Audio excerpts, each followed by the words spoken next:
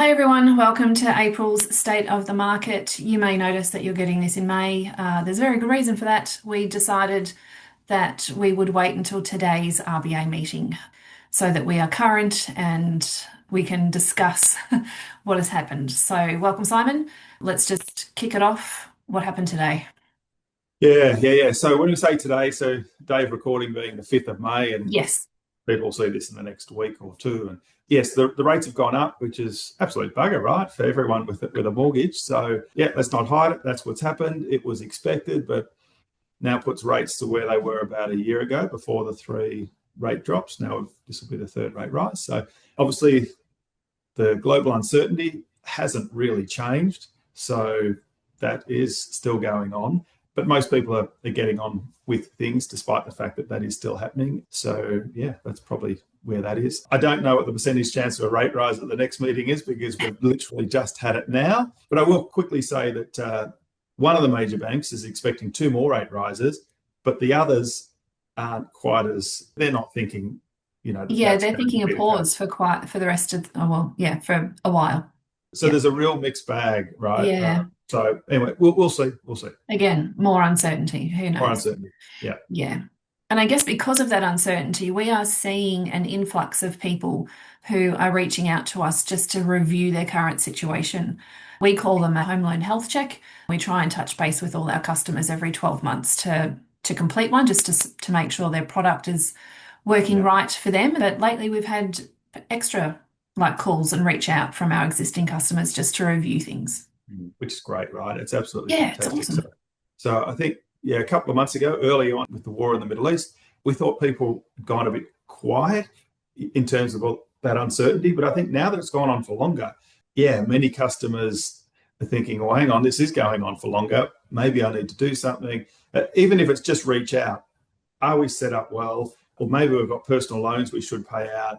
Or is there a better interest rate? Or, so some of those questions, Yeah. should we fix the loan because it's not always about rate, of course. Sometimes it's about peace of mind. For a whole host of reasons, people are reaching out, which is great to see, are they well set up or is a change needed? Yeah, absolutely. And don't be shy, guys. Look, that's what we're here for. We're here to chat. We're here to work through it with you. I guess in the market and the uncertainty and whatnot, we are still, surprisingly to me, but not to you, surprisingly still seeing quite a lot of buying happening. Yeah. There's always opportunity, I reckon. So at the moment, from a buying point of view, some places are selling for less, right? And if people are Yes. listening to the media, depends where.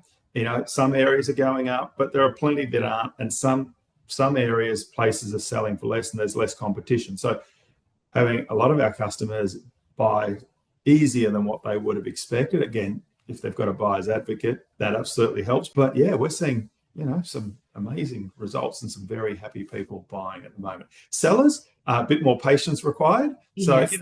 we've got people trying to sell and trying to buy, right? So that can be a little bit harder if there aren't as many people turning up at your inspection.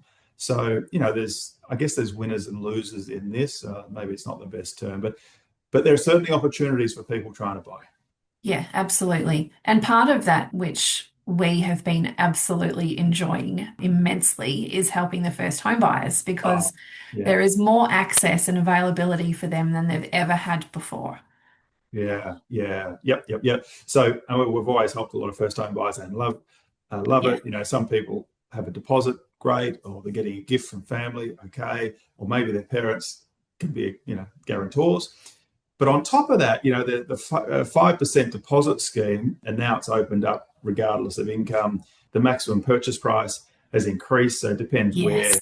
if it's in a city or regional, etc. But certainly in the big cities, like up to 950,000. So that's made it accessible for a lot more people. And then the Help to Buy scheme, where there's only two lenders who are on that scheme, but we've got so much more inquiry on that than what we thought that we would have. And in the right situation, it's helping people get to a purchase price that they just wouldn't have been able to get to. So the government owns part of the property. So in an ideal world, people may not want it, totally get it.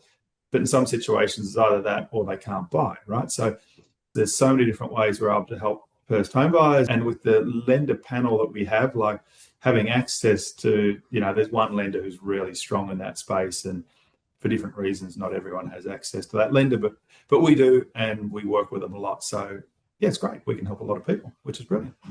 Yeah. Okay. Well, I think that we'll stop there. I think we've covered it off a fair bit.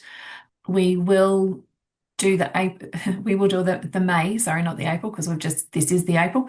We will complete the April one at the end of this month so that it will be more timely. The May one. The May one. Oh God, yeah, see, you've confused me. Sorry. At the end of this month, we'll do that.